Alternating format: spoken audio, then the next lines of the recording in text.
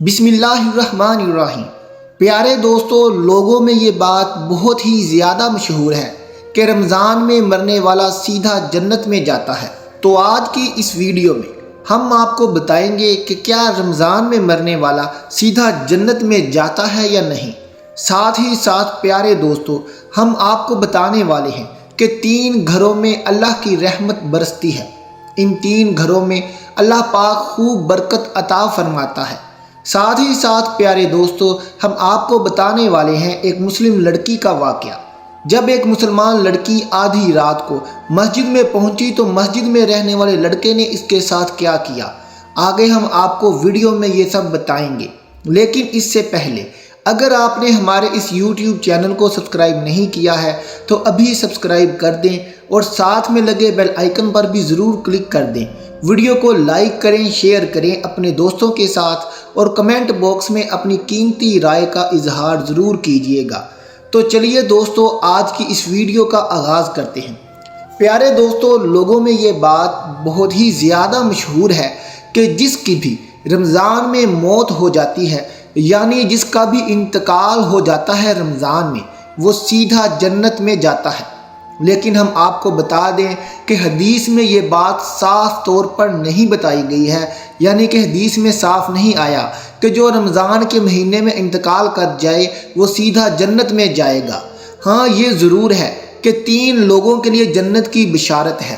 حضرت عبداللہ بن عباس رضی اللہ تعالیٰ عنہ سے روایت ہے کہ حضور نبی کریم صلی اللہ علیہ وسلم نے ارشاد فرمایا، جس کو رمضان کے اختتام کے وقت یعنی آخری وقت میں موت آئے وہ جنت میں داخل ہوگا، اور جس کی موت عرفہ کے دن یعنی 9 ذی الحجہ کو ختم ہوتے وقت آئے تو وہ بھی جنت میں داخل ہوگا، اور جس کی موت صدقہ دیتے وقت آئے تو وہ بھی جنت میں داخل ہوگا۔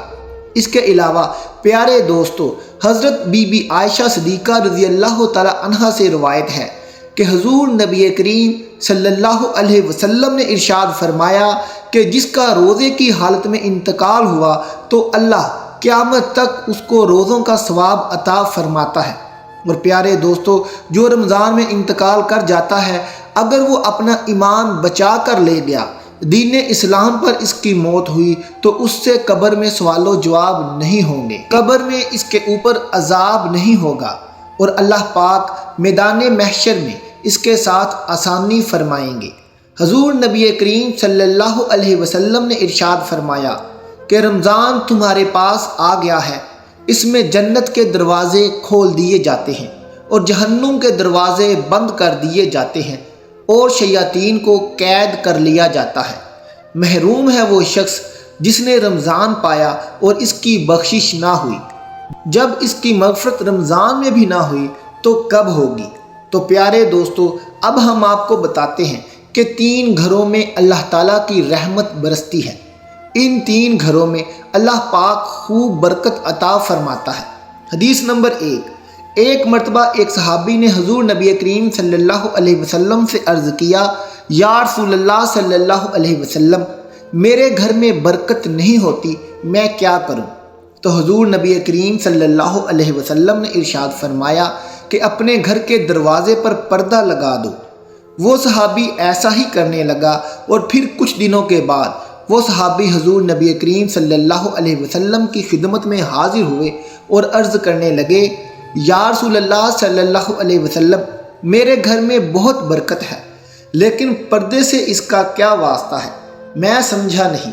تو آپ صلی اللہ علیہ وسلم نے فرمایا کہ تمہارے گھر کے دروازے سے بے نمازی گزرتے تھے اور ان کی نحوست گھر میں پڑتی تھی اور گھر میں برکت نکل جاتی تھی۔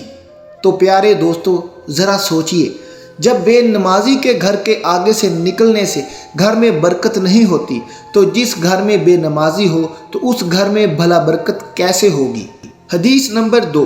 ایک مرتبہ ایک صحابی نے حضور نبی کریم صلی اللہ علیہ وسلم سے پوچھا کہ یا رسول اللہ صلی اللہ علیہ وسلم، ہمارے گھر میں برکت نہیں ہوتی، ہمارے کھانے میں برکت نہیں ہوتی، یعنی ہم کھاتے تو ہیں لیکن ہمارا پیٹ نہیں بھرتا۔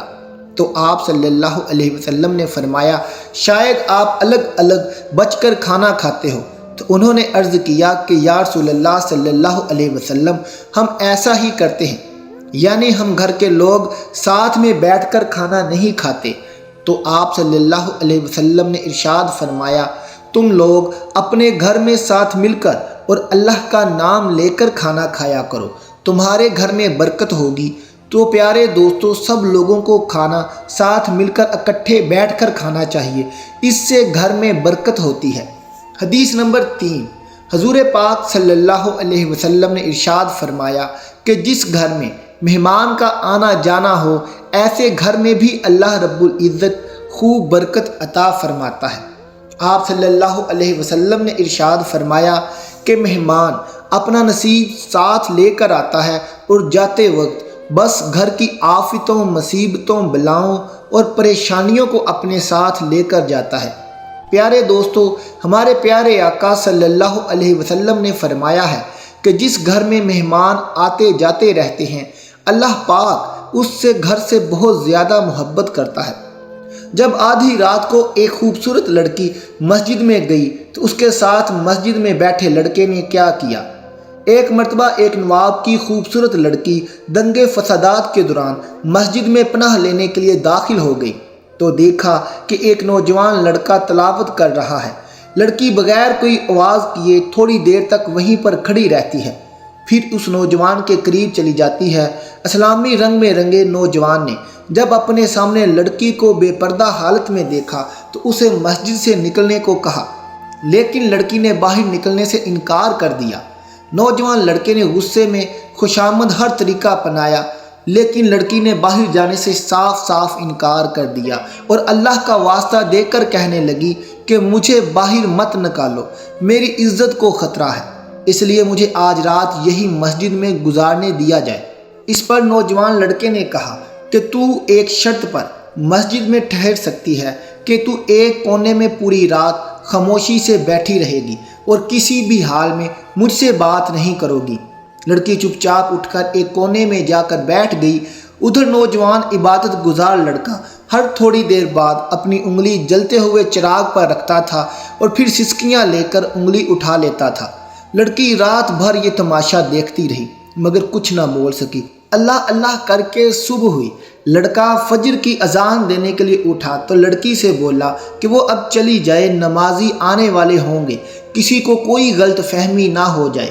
لڑکی نے کہا کہ ٹھیک ہے، میں جا رہی ہوں، مگر مجھے ایک بات بتائیں کہ رات بھر بار بار ہر تھوڑی دیر بعد آپ اپنی انگلی جلتے ہوئے چراغ پر کیوں رکھ رہے تھے؟ نوجوان لڑکے نے جواب دیتے ہوئے کہا کہ جب کبھی مجھ پر شیطان کا غلبہ ہوتا تو میرا ذہن پلٹ جاتا تھا۔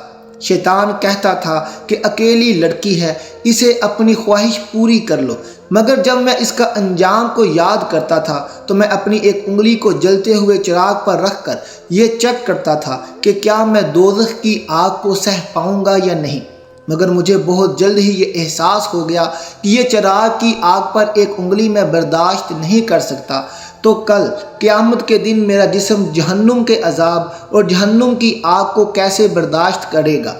لڑکی چلی گئی، وقت گزرتا گیا۔ اس نوابزادی کے لیے امیر سے امیر گھرانوں سے رشتے آتے رہے مگر وہ ہر رشتہ ٹھکراتی رہی۔ لڑکی کے والدین بہت پریشان تھے کہ آخر یہ ماجرا کیا ہے۔